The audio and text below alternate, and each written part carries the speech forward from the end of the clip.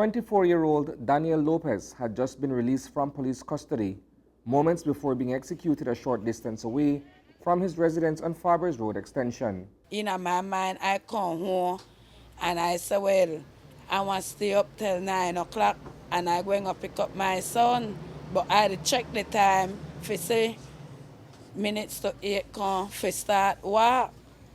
But I say, well, I want to put the seagull to sleep, then I want to walk out. By the time he said me I put my baby to sleep, that because me hear a lot of gunshot down the street, then me not know that my son, the police said, don't let go. According to Anisha Lopez, her son was taken to the Raccoon Street Police Headquarters, where he was kept for 48 hours before being let go without any charges brought against him.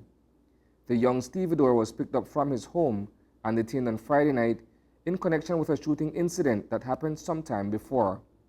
He was blindsided by a pair of gunmen who made sure that he would not make it home alive. They come for my son Friday night, 10 o'clock.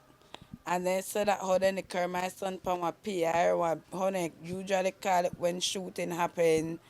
So they carry my son.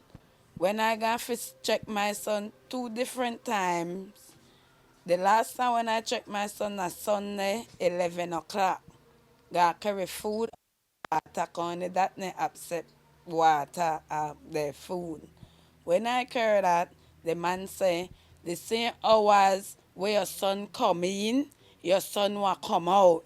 Lopez, however, was discharged before the appointed time and proceeded home on foot. Someone must have either seen him leave the police station or had been tipped off of his release. He was met with extreme violence of action upon turning into Farbers Road Extension. Lopez's assailants fired on him in concert. If the police knew that he would have been harmed upon being released, I'm certain that the officers would have tried everything in their power to keep him safe. No?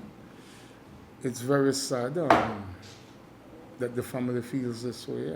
It's an afterthought, one that is of little consolation to Lopez's grieving family. If I may know that I let go my son early, I may have done the out there the wait for my son already for Boulevard. Or at least got pick up like why I tell the police there. Cause I not play. This me that was young man, but I not play with my son there. Assistant Superintendent Fitzroy Yearwood told reporters this morning that several persons are in police custody pending further investigation into the homicide. We know that the investigators have several persons detained that they are questioning, and hopefully we could bring some form of closure to the family. I must say that it's very unfortunate that this took place, and we are very saddened by it. Police are now trying to determine whether the deadly attack on Lopez was reprisal for another shooting that occurred a few days earlier, the very incident that led to his detention on Friday night. We know that Andrew Staine was on sometime around the 7:30 on the 7th. Police received information that Mr. Staine was traveling in his Toyota Camry somewhere in the vicinity of North Creek. When upon passing a certain area, a barrage of bullets were fired at him. He drove to the K.H.M.H, where he was being treated for a gunshot injury. Police detained several persons in connection with that shooting incident, and they're claiming that Mr. Lopez was also detained in connection with that incident. Reporting for News 5, I am Isani Cayetano.